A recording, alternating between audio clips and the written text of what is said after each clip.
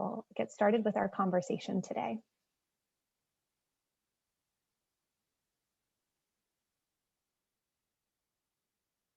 Wonderful. Good afternoon. Thanks so much to all of you for being here with us. My name is Allison Goff-Clark, and I'm a senior policy analyst at the Hunt Institute. And we're really grateful to have all of you here with us today for a really important conversation on how we can ensure we are providing an equitable education for students with disabilities. Today, we're going to have a great conversation with some true experts in the field, especially helping us think about ways that we can utilize philanthropy to ensure that we're meeting the needs of students and their families. Today, we are joined by Julie Cowell of the Oak Foundation, Francis Massano of the New Schools Venture Fund, and Dr. Giselle Shorter of the Rakes Foundation for a conversation that will be moderated by Michael Uden of the Rabin Group, who previously served as Assistant Secretary for Special Education and Rehabilitative Services and Acting Assistant Secretary for Elementary and Secondary Education during President Obama's administration. Just a couple of housekeeping items before we get started. We hope that you will join us on Twitter today and on social media. Feel free to use the hashtag #EdInnovation. We do have closed captioning available. You can access that at the bottom of your screen today. And we will have time for audience Q&A at the end of the webinar. So please enter any questions you have for our panelists in the Q&A feature also found at the bottom of your screen. With that, I'm happy to turn it over to the Hunt Institute's President and CEO, Dr. Javed Siddiqui. Javed? Thanks, Allison, and thanks to everybody for taking time to be with us this afternoon. For those of you who are joining us for the first time, the Institute was created by four-term North Carolina Governor Jim Hunt to be an education policy resource to state leaders looking to champion educational equities, education equity in their communities. Today's webinar is going to allow us to explore and interrogate some of the innovations that educators, policymakers, philanthropists are pursuing to make our education system more equitable for all learners. We know this pandemic has had a disruptive impact on all of our students, but specifically on those students who require specialized instruction and supports. Parents are stressed out about their children losing learning and skills during this period of school closure. In a recent poll, 53% of parents of students with disabilities are feeling very concerned about their children experiencing learning loss versus 40% of their general education counterparts. And Governor Tom Ridge, former governor of Pennsylvania and chairman of the National Organization on Disability, recently wrote an op-ed that, quote, "If students with disabilities are not given the supports they need to learn with technology, then we will effectively be locking them out of the workforce and perpetuating a cycle of unequal treatment." The governor's right, and our panelists today are prepared to share their insights on what is needed to ensure equity for all students, with, especially students with disabilities. With that, I'll turn it over to our moderator, Michael, to get the conversation started. Michael, thanks so much. Great, thanks, Javed. I really appreciate the opportunity to be here with you all today. It's an important conversation.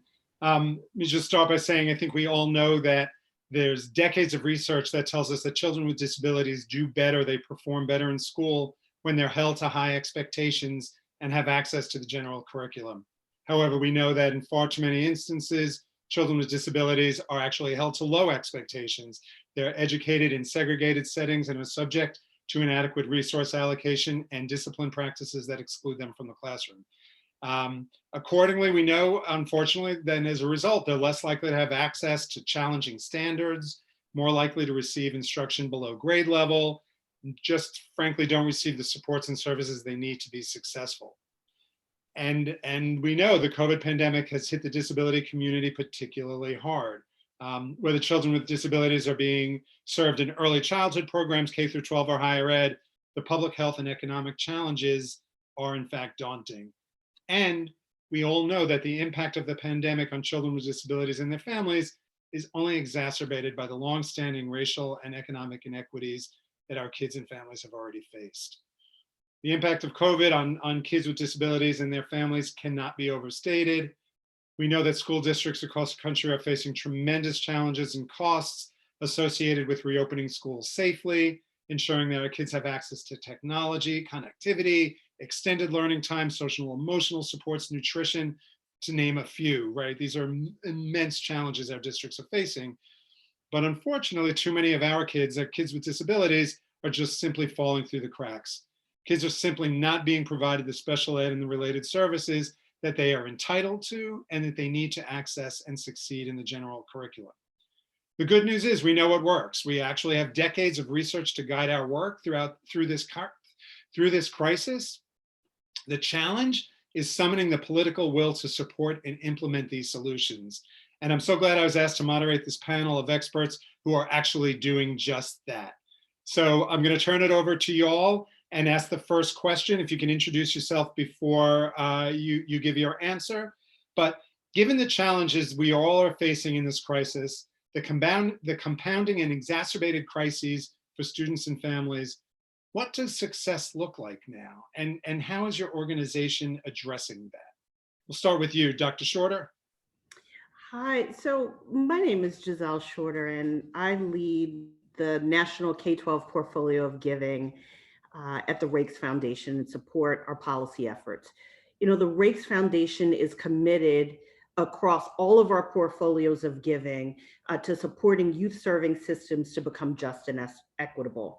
So one of the distinctions of our strategy, mine specifically anchored on school and system redesign, is that we've defined the problem and where we center the imperative of educational equity, not with young people, not with the adults in the system, but rather the system itself, right? So we see the problem as one of system design, having led us to a series of structural issues, right? And so then the question becomes increasingly about how do we redesign schools, institutions of higher ed to be equitable learning environments that meet the needs of each and every student, right? That shows up in so many different forms, whether it's resource equity, whether it's how we define who thrives, on what blueprint or base map we design. So, you know, prior to 2020, a central goal of our funder and field level activities, you know, where we engage with policymakers and policy implementers, was really at the intersection of seeing the system and then pursuing very aggressive or more aggressive kind of forms of system transformation. And then 2020 happened, right? And so through 2020, we increasingly see, and it was evident for those that might not have seen the system or been inclined to localize the problem as a system dysfunction, they saw increasingly the fractures, right? And so the compounded impact of the health crisis, the financial crisis, a crisis of police violence that triggered social and racial reckoning, and then the education crisis, as we saw it, that disrupted most, if not all, of the conventions of how schooling, as we've implemented at scale, had been upended, right? So we believe that our analysis, our definition of the problem, where and how we have been centering equity at the heart of the work and with whom, now is creating a little bit of infrastructure and pathway guidance on what then should come next, right? And so we see the transformation that's called for the now and next set of arcs, really at the intersection of the science of learning and human development, equity, and community leadership, right? Like, we can't just calling out that we can't be healthy and strong as a nation when every educational institution is in a place where all young people can learn, develop, and thrive, regardless to their, you know, learner need and their start in life, right? And so, again, we would really put the premium on the system, how we understand and interpret the system, and then the commitment to doing what the evidence and the research makes abundantly clear. With the first being, you know, that young people's academic, social, and emotional development are intricately connected, right? Two, that the quality of a child's learning environment, their experiences, and then the access to opportunities determines their developmental and academic outcomes, not the need or not their individual need and their starting place necessarily. Thank you. That's great. That's great. Julie, how about you? Yeah, thanks, Michael. Thanks also to the Hunt Institute for hosting this conversation, which we agree, of course, is really important. I'm Julie Cole. I'm a program officer in the Learning Differences program at Oak Foundation. Oak is a global family foundation with 11 programs operating in 6 countries, including the Learning Differences program, which is based here in the US and focuses primarily on K-12 public schools here, with some emerging work globally too. Our Learning Differences program partners with organizations that are focused on students with learning differences. And for the foundation, that population includes students who have specific learning disabilities, so dyslexia, dysgraphia, as well as those with processing challenges, so attention deficit or executive function challenges. And within that student population, we're particularly focused on efforts to support students who have learning differences and experience further marginalization due to racism and poverty. So I thought I'd start just with a brief description of our overall strategy to help frame the way we think about your question, Michael, and definitions of student success. We have 3 areas of partnership. The first is building knowledge and understanding of what works best for diverse learners. That's supporting original new research, translating knowledge into practice to build more equitable learning environments and student experiences. That's primarily through support for pre-service and in-service educators. And finally, influencing systems to adopt and embrace the enabling conditions that are necessary for schools to meet the needs of students who are furthest from opportunity. And it's within that third area of our strategy that we're focused on identifying and supporting partners who are working to develop broader measures of student success and to support their adoption in policy and practice.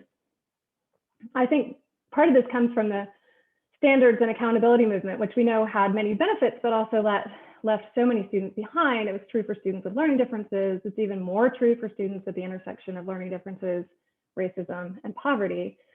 So our focus within that area has been to support students to develop their social, their emotional, and their cognitive competencies with a priority on relationship building and engaging young people in the design of their own learning environments.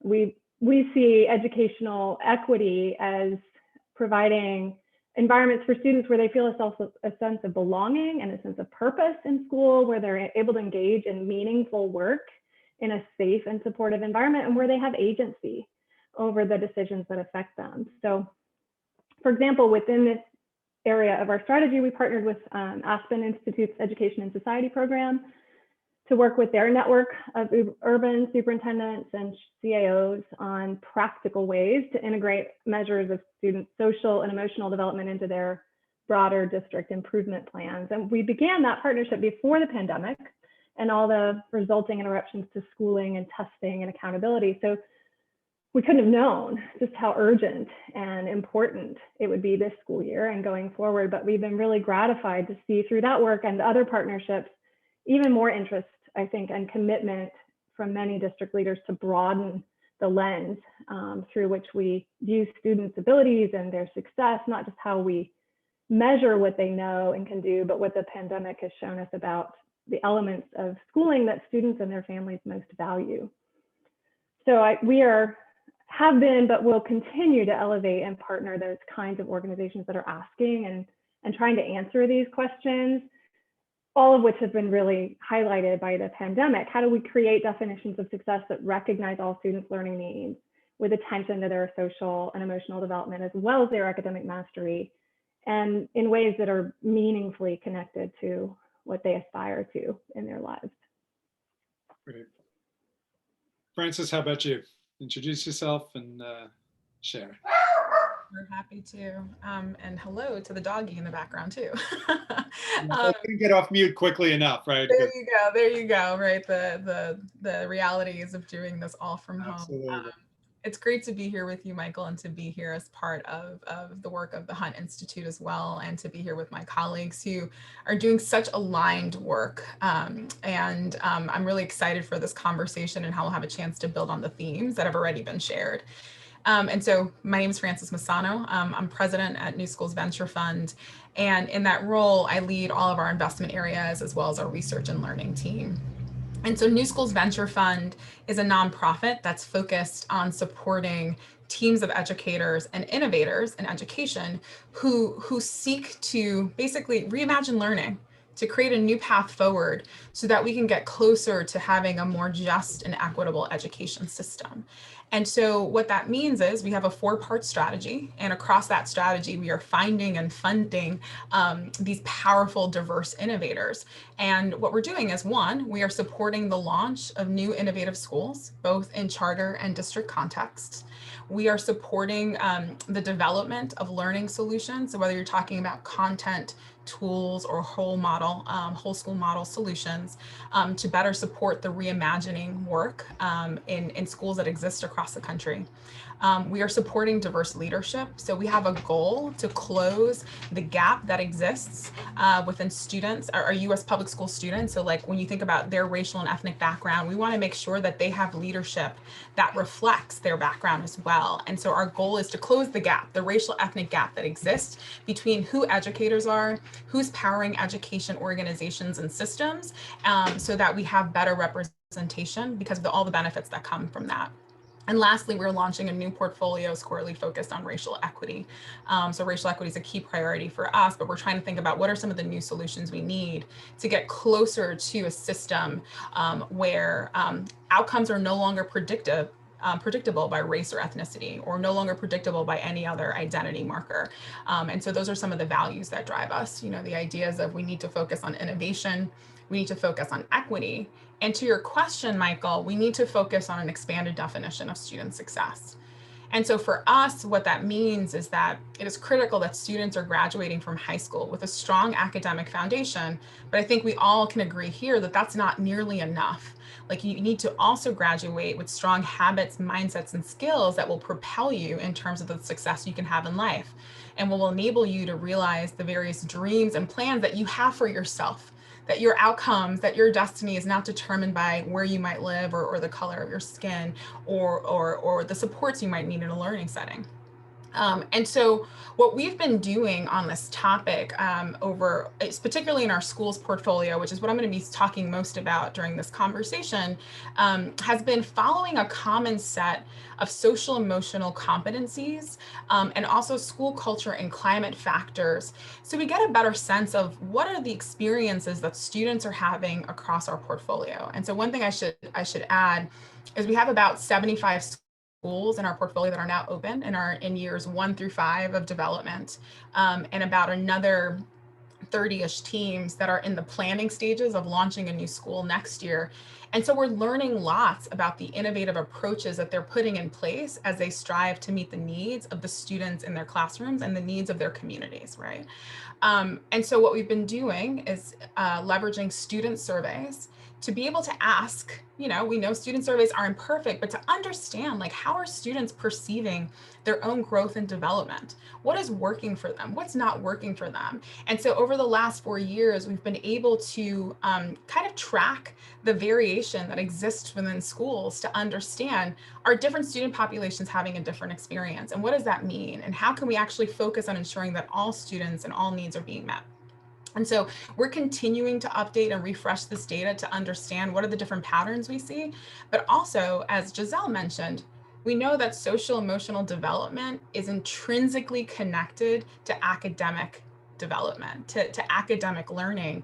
And so particularly in this moment in time when our students and families are experiencing so much trauma, whether it's due to economic stress, the stress related to health right now, or the stress coming from systemic racism in our society and the grappling that we're going through right now, we know that these issues are more important than ever. And so what we've been trying to do is to figure out how we can use the data that we have to identify the most important social emotional competencies that educators should be focusing on. There's so much coming at educators right now. We want to focus on so much, but we can't. So how do we prioritize and get really, really clear? And so what I can say is, we've been focusing on the fact that we need to ensure that students feel physically and emotionally safe in their classrooms and with their teachers. And that we need to support students in feeling like their abilities and their skills can grow with effort, right? So growth mindset and really helping students to understand how they can build that in themselves. And then also finding ways to support students to cope with stress and with emotions, with different feelings that might be coming up for them as well. And so we have found that these have really strong associations with academic success over the long term, particularly when coupled with rigorous high expectations, which is where you started, Michael. And so we're really thinking about what role can we play to make sure that our schools are creating student-centered learning environments, that we're leveraging data not as a weapon and as a tool, but rather to say, how do we really support this idea of needing to focus on academic, social, and emotional development all at once so that we get to equity for all students. That's great, and I apologize. I'm trying to be better with my mute button. It's fascinating, right? I wish we had more time. I'm already like, oh my God, we're running out of time here, because you all kind of touched on kind of different points in this, right? Giselle, you talked about kind of the systemic barriers that we really need to kind of look at, and Julie, you talked about the individual kind of learning differences, and then Francis, you talked about it kind of from the school and the building level, and there's just so much more to kind of dig in. Maybe Julie, you can share with us, what the Oak Foundation's focus is. What are some of the practices that you're doing that take research into action, into practice, and particularly as it relates. I know you guys do work around literacy, but for kids with specific learning disabilities, just really kind of share with us some of the work that you're doing, again, as it kind of takes the research and puts it into practice.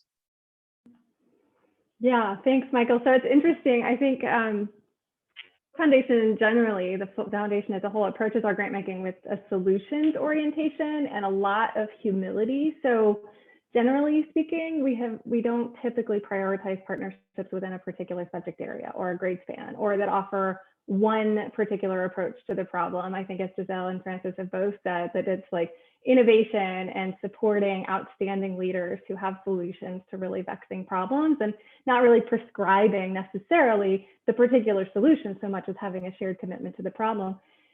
Literacy, as you mentioned, though, is a little bit of an exception for us.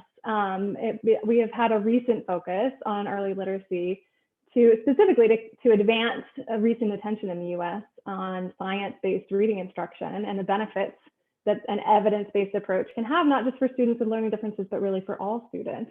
So it fits within our portfolio in a little bit of an odd space, because we usually, as both of my co-panelists have said, would not separate social and emotional development from content and academic development.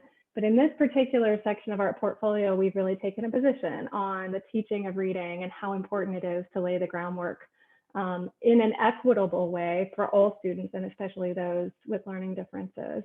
We have more than 2 million kids in US public schools who have been identified as having a specific learning disability. And of those, the vast majority of them have dyslexia.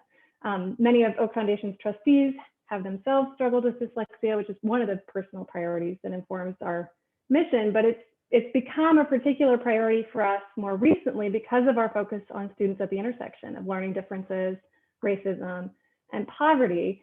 And we know that students of color and low-income students are both over-identified and under-identified for special education services. They're less likely than their white peers to be identified as having dyslexia, but at the same time, they're more likely to be pulled out for what are perceived emotional or behavioral disorders that actually stem from difficulties learning to read. So it's a really narrow area that we are hopeful has a lot of potential from an equity standpoint, not just for students with learning differences, but for all students. We know that there is an evidence base for reading instruction. It's focusing on systemic and explicit instruction in phonics and decoding alongside language comprehension. So it's not only incredibly effective for students with dyslexia, but it's actually a much better approach for all students, whether they have a learning difference or not.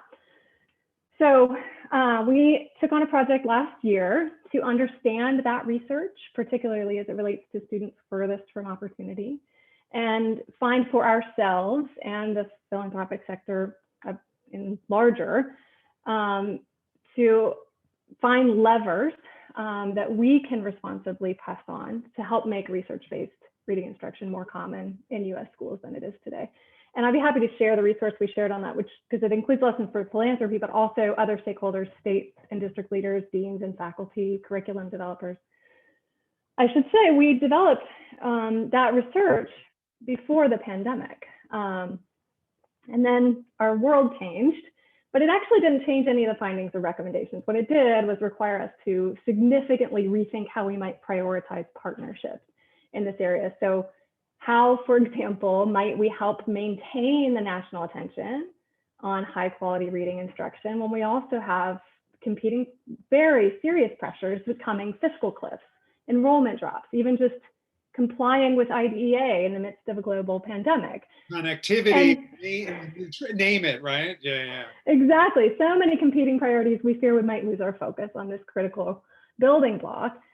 And we also have so many more children learning at home, certainly this year, but perhaps even beyond. And it's given us a new opportunity to think about how we can empower parents and other caregivers to support their child's progress in learning to read. And it's been a priority for us within, every year of our current strategy, but certainly now within each of these priorities, how can we partner with and really be led by communities of color to leverage the supports and respond to what they see and want for their own children.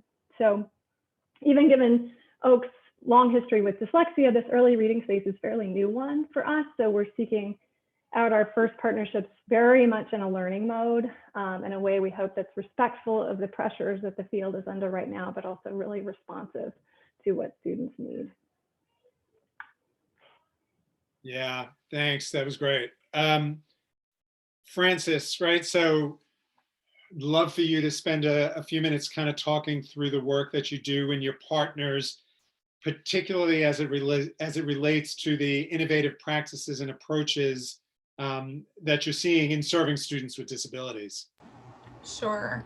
And I'm just going to start a little bit more broadly, Michael, because I think what we're seeing across our innovative schools portfolio, I believe, are practices that benefit all students, but in particular also benefit students with learning needs.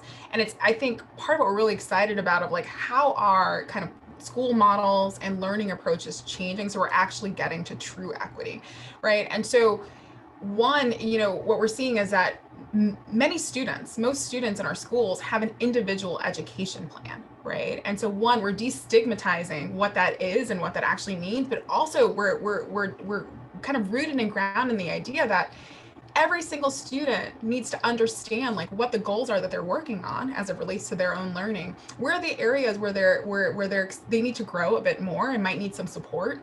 And what are the areas where they've had some great success, and how do you build on that, and how do you go even further, right? So we're seeing that as a key tool and approach. Can I ask you a question though? Like, how do you allocate resources then to do that? Because that sounds right? But Yes. like resource allocation is an actual issue, right? It is. And I think what we're seeing is that there's an interesting ways in which adults in school buildings are being used to be able to support this. Because I think part of what you need to see is that that student therefore needs a caring adult in that school who's going to work with them, who's going to coach them, to help them understand their goals. I should start by saying to help them develop their goals to begin with, to understand their goals, to have an actionable plan, and then also to get a set of supports from the educators in the building, from other caring adults in and out of the building, right? To really figure out how they move forward. And so it does require kind of innovative approaches even to talent and how we're thinking about leveraging adults inside and outside of the school building to actually achieve that goal. And I would say that's the second point that I wanted to make. Like, every student benefits when you have educators, parents, and other caring adults all coming together then around that support to create, around that plan to create a culture of support, right? And so we're certainly seeing that as well. And we see that translate even in the very beginning stages of school design, right? How do we understand the needs of parents and students, design school models with their needs front and center, but also starting from a place of viewing students and parents as assets to begin with, right? Where we need to understand their dreams and aspirations and then kind of work from there as opposed to imposing models on them. And I think, what we're also seeing is this targeted universalism approach that's taking place. Like, which students are the least well served Therefore, how do we start with them? How do we start with their needs and then design from there? And so those are some of the principles that we've seen in our portfolio as we think about how the work in education needs to be done differently. Now, as it relates to students with special learning needs, I would say there's a couple things we've noticed more recently.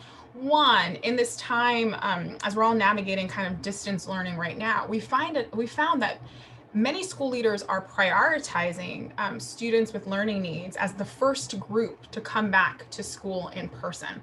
And we're finding that those who are focusing on the students who are most vulnerable in this moment in time are actually having a lot of success in being able to get students back into a building and into a strong learning environment. So we think that's been really, really interesting as well, because politically it's actually been a little smoother in terms of driving the kinds of change that we want to see, so we can kind of get back to these learning environments.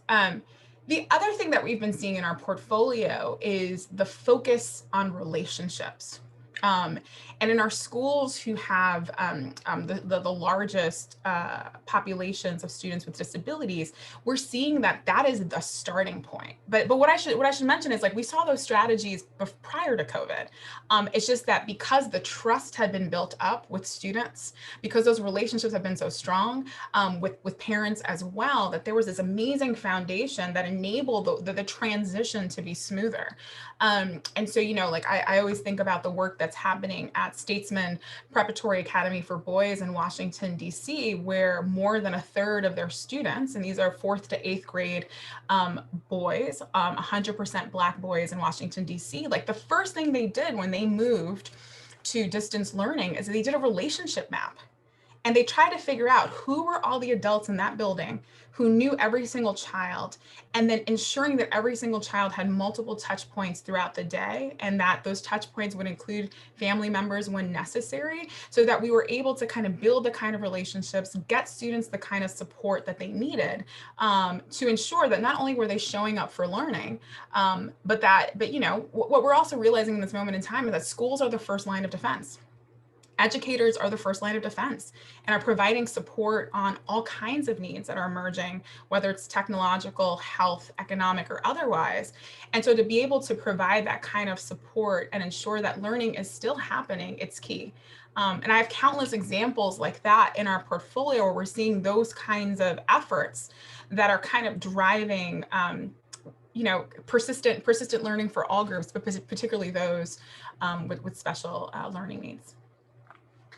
So much to unpack. I'm such a bad moderator because I sit here but we're going to run out of time.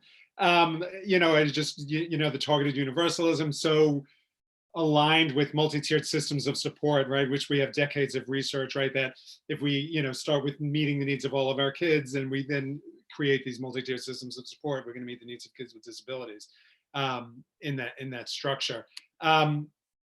Giselle, let me turn to you, right? So the Rakes Foundation, tell us what is your vision kind of for this, for an education system? Because you talked about systems earlier, right? Like, and how is COVID impacting that work? And kind of given your focus on schools and system redesign, how are the needs of diverse learners priorities, and particularly kids with disabilities? Sure. So, you know, thanks for opening up the space for me to be even more pointed in our vision.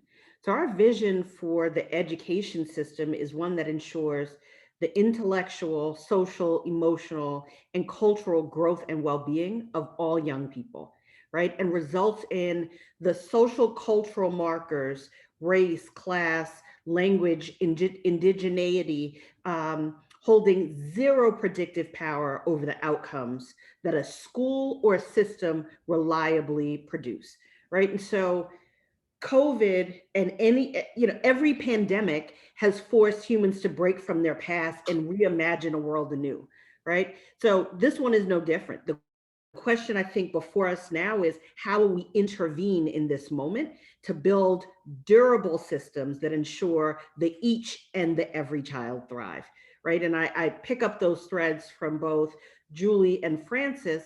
I'll point first to Julie, as you said, you know, this crisis encourages us to lean into or double down on the science warrant, and add the focus then that Francis, you're talking about it, and pull in with the practice and the implementation fidelity that's rooted in equitable learning environments is essential, right? So the heartbeat of my portfolio of giving is the Building Equitable Learning Environments Network. And our grantees are collectively committed to developing or advancing approaches and codifying tools that fundamentally shift the experience of school for young people and the system's ability to produce whole child outcomes, right? So since 2016, as a community of practice with operators at the table like EL Education, Turnaround for Children, Kingmakers of Oakland, which comes out of Oakland Unified School District and the African American Male Achievement Initiative, and Equal Opportunity Schools, coming together to in more dynamic ways, support schools and systems to see, understand, and deploy resources to young people that need the most, right? So young people that have historically, as you said, Francis, been least well served by the system. But right now, our systems don't have the learning infrastructure, the metric, or even, Michael, as you said, a multi-tiered system of support is not part of the grammar of how all schooling is done, right? It's not at the heart. And so there are ways in which, even through COVID, we see the schools and the systems that had those kinds of learning infrastructure and mechanisms, that had partners in place like Equal Opportunity Schools that has dashboards and insights and can help districts or schools see who are their young people, who are the adults, the trusted brokers, what are the educational experiences and needs that an individual student has, and how that aligns to the school's actual ability to deploy resources, let alone the district. Those are the schools that were able to, even in the midst of the pandemic or the crisis, get eyes on their young people, deploy academic wraparound as well as wellness resources to those young people. And for the ones that did not have and do not have them at scale, and I'm not picking on any one district, but notably, we can look at LAUSD that had tens of thousands of young people that when they shifted to remote did not re-engage, right? And so we're also recognizing that at this moment, diverse learner needs are not by design in my community was not the organizing aim, but this ability to see, understand, and deploy resources is. And so we have seen prior to COVID and through COVID, the districts that hold that intention, have operationalized those commitments in service of equitable outcomes, have been able to make significant gains with the population. And I think it's also worth calling out that the premium that's been put on, or that continues to be put on, resource-rich environments, right, that push the critical engagement and the primacy of relationships, will be the schools, the systems that can support their students and the workforce to rebound from the crisis and very quickly get back to a state where the relational trust, the well-being is being leveraged for the cognitive bandwidth to come to the forefront. Without those key elements, I fear that the learning loss dynamics, the well-being dynamics will compromise the ability long after we return to some steady state of in-person schooling. They will compromise our ability to actually deliver services and meet the needs of young people. Yeah. So, what specifically does centering the experience of students with disabilities do for our broader understanding of student success and the kinds of environments that young people need? And I'll open it up to any of y'all to answer that. I'll take a first pass at it. When we center the needs of diverse learners, right, those that through the pandemic, but before, if we're really honest about before the pandemic, those whose needs were not being met and have borne the most brutal brunt, right, of the educational disconnect.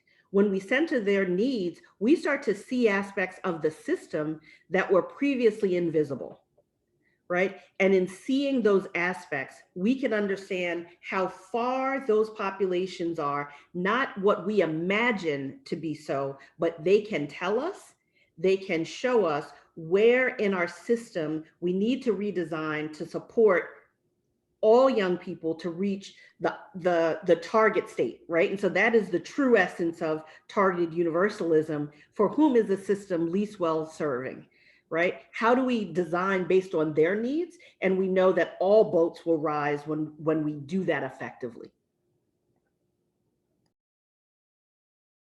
Anyone else want to answer that, or should we move on? That was very well said. So there's a question here, like when bringing students back, how do we support students with disabilities as a group while continuing to maintain the principles of least restrictive environment? On its face, that seems really challenging, right, to do, right? As we know, right, schools are bringing back, groups of kids in that way, right? So how do we, because we know that, the principles of the requirements of least restrictive environment are based on research and principles that kids do better when they have access to the general classroom, access to their peers, access to all the kinds of things that we know are critical in the least restrictive environment. So how do we do that? Well, I have one thought on this, and I hope it doesn't bring some threat of a lawsuit to the foundation, but I was talking with a leader of a network of schools who said, in the midst of this, her staff examined their options, read the law again, examined their options, and came to her basically and said, look, either way we do this, it's going to be illegal. And she said, you do what's best for your kids, and I've got your back, right? Which is what you hope you can say, and what you hope you can trust your team to do, really, in the best interest of kids. But I think that has to be the driving mentality that we have in unprecedented circumstances, that where the law doesn't apply or where the law was not ever meant to apply, we work in good faith in the best interest of kids. At the same time, though, we really have to be creative about both the ways in which we can adjust what we took before to be, normal. It's always been this way, and recognize that the law doesn't require that. Let's be a little bit more innovative within what's possible. And we know that we need revisions to the details of the law and the way that it ties educators' hands even before the pandemic. So I think it's this, not to simplify how complex and challenging it's going to be, especially having lost so many of these children for so long, but really with where they're coming from and what they need in mind, and kind of figuring out the back end as we can. Yeah. And I think what's also so hard about it is where you started, Michael, which is we are in the most restrictive kind of moment in our lives as a society. And the question that we're asking ourselves now is, what steps can we take to make sure that we are supporting the students who need it the most in the best way possible, which we know is getting back to in-person learning in as safe a way as possible. I was talking to a school leader the other day. They were like, safe is not possible, right? Like 100% safe is not possible. So the fact that we're seeing that we start from a place of not doing this, right? So like if we were to start it from a place of like, we need to bring students back into the school building because it's better for, at least for some groups. There are some other groups who are thriving in a remote setting, which I think we have to have that conversation too. That might be a different webinar, right? For whom is this kind of moment actually working? And what does that mean about the future of education?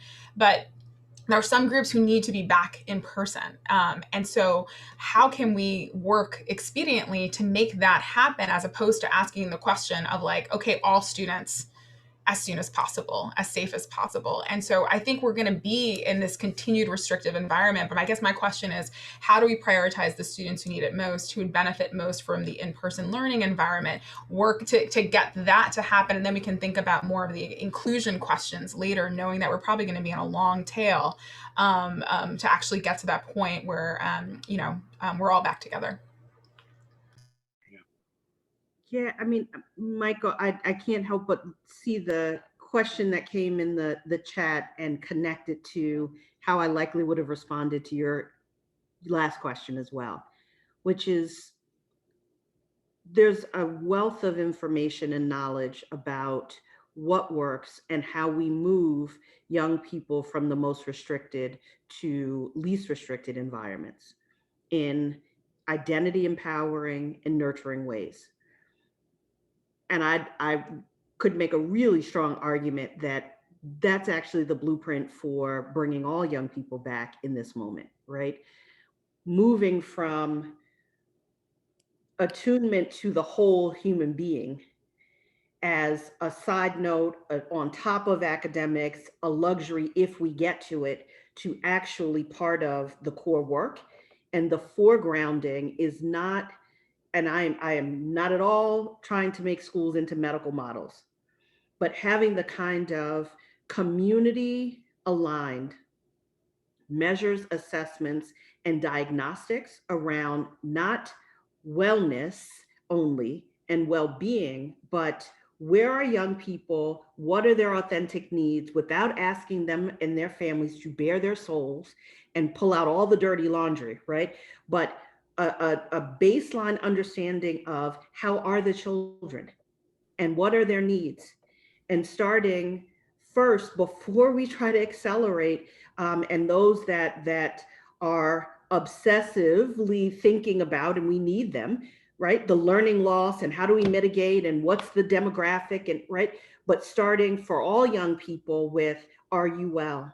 What will it take to get you well? And then moving to, are the adults well? And what does it mean for the adults to be well so that they can create the kind of learning rich environments, and everyone to really be baselining against what are those standards? Where do you need to be, and be in deep conversation, not losing the kind of community and family partnership that this remote stance has forced, bringing that to the fore. So we're actually in deeper conversation about where is Francis versus Giselle versus Michael versus Julie, and what does it take in the heart of a single classroom to move us all to where we need to be? I mean, that's you're so right, and yet it begs the question, like, how do we do that? All right, I'm not well, I'm not eating, we're getting evicted, I don't have a laptop, we don't have broadband, like, name it, right? Like, so it just begs the question then, how do we kind of marshal the field or the resources or the partners, right? Because a teacher can't do all those things, right? But how do we kind of find the ability to once we know that, then what do we do with it, right? And how do we manage around that, right? Because we know that this pandemic is disproportionately impacting people of color, families of color, and low-income communities. And I was just reading this morning the numbers of families on receiving food assistance, has increased by the millions, right? I forget the exact number, right? I think it was 6 million, more people are receiving SNAP. Like, that's a lot to deal with when we're trying to then learn, right? Or help kids learn, right? But Michael, it was interesting, even as you posed the question, it's like, I think we approach this work in such siloed ways, and we think about what is the responsibility of the school? What do we have resources for? What do we do? And we're not good at operating in this way, thinking about the intersecting systems, and also the range of supports that exist, right? And And so, like, for me, look, I'm fully aware that in our portfolio, we have schools that are in the earliest stages or getting off the ground, but I keep on coming to this point of like relationships and how the work was done in the beginning, which is in partnership with, as opposed to like imposing a way onto a set of folks, right? And so the grounding is in deep relationships and in trust, and then improving as the work is done, that we are here to support you and we are in this together. Like I share that Statesman example. Part of what they do when there's a quote unquote infraction, with their boys, is the first thing they say is, I see you and you belong to me. And now let's think together about how we can actually do better, right? But it's that spirit and that's that principle, when put in place and then scaled, is something where change can happen. Because if you actually have that relationship with students, or you have that relationship with families, then what you can say is like, what's actually popping up for you? So back in May, we actually gave, about $1 million just focused on grocery gift cards, buying technology, getting MiFi hotspots. Some people were actually bringing students to health clinics and providing transportation or ordering, lifts, but just kind of, thinking about also, how do we think about the resources that we provide in philanthropy, particularly in moments of crisis, to be more supportive. We're also seeing parent and other community groups being activists, on behalf of students and families, to say, what more do we need? And so I feel like we need to also just think about the broader ecosystem of the role that philanthropy can be playing, the role that other nonprofit groups can be playing, the role of kind of the supports that exist in a broader set of sectors, to think about how we do this collectively as well. But it must start with relationships and an asset-based view of who we are doing this work for. Yeah, President Biden has, pledged to increase resources for community schools, right? And the role that community schools can play in meeting these needs. And that just, then also kind of leads us to, well, we do have a new administration, and, we're running out of time here, clearly. Where do you see the next kind of 4 years? Where do you see the opportunities? I would love to, I'm inclined to say, let's identify the challenges, but what are the opportunities that we see in the next 4 years here? And maybe each of you can take it, because we are definitely running out of time. I think picking up on that thread, I love it. Francis, we can always do a mind meld. There are two things that I would lift up as actionable and things that we can do now that accelerate the reopening to recovery, right? One, not start from blank slate. There are high yield tools, strategies, and approaches that have proven successful at shifting the experience of school and advancing equity, that are rooted in the science of learning, human development, and have been operationalized at scale. There are bits and pieces, it's not whole system, right? So we can start there. I think when we talk about what from those best practices I would lift up, I'd call out folks like Superintendent Runcie and, in Broward County, who, because they are in the habit, because of natural disasters, of pivoting very quickly, how do we see, how do we understand, how do we deploy resources, has operationalized in effective ways primary person, integration with community and wraparound supports, and being in real-time touch with families.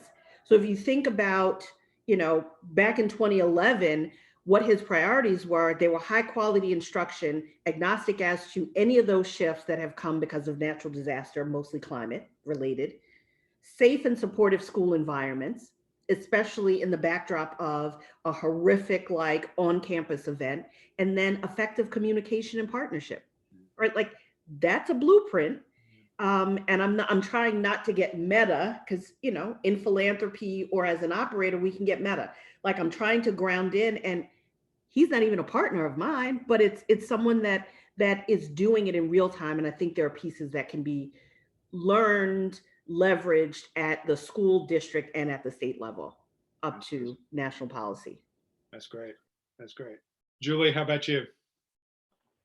Yeah, I would echo a lot of what Giselle just said. I think, at a very practical level, this has not been a 100% loss for every student who learns differently. And there are things that we have learned and can carry forward that have been successful when schools begin to return to normal. We've got virtual IEP meetings, for example. We've got home or community-based learning options that work, as Francis said, for some kids a lot better than traditional school used to. We've learned about intervention programs that can be delivered successfully online. So I don't want to lose track of those. And I think very practically speaking, they give us clear points forward. And I guess the most important thing, though, is not just to make those kinds of adaptations available to the students whose families have the wherewithal to demand them or pay for them, but really to prioritize that they are available, especially for the most vulnerable students. And I would say, looking forward, I'm optimistic, though I'm not as plugged in as I may have once been into federal politics. I'm optimistic about the opportunity for national leadership and more consistent message. One thing I've seen more in the past year than, well, in a very long time, is a more broad-based understanding of just how hard hit our students with learning differences and special needs have been. And that when we say we are working on behalf of or for all students, we must really mean all students. Students with learning differences and students with disabilities more broadly have essentially been an asterisk in too many conversations. And I am optimistic that maybe we won't return. Hopeful, and certainly it's being reaffirming for our commitment at the Learning Differences program. You're here. Francis. I know. I'm like, I'm not sure. Unfortunately, you get the last. I know. I was like, it's like, how much more is there to say? Where I'm just like, can I co-sign to all that's been said here? But it is. I'm just gonna keep on. I'm gonna keep on saying it. It's like, I'm really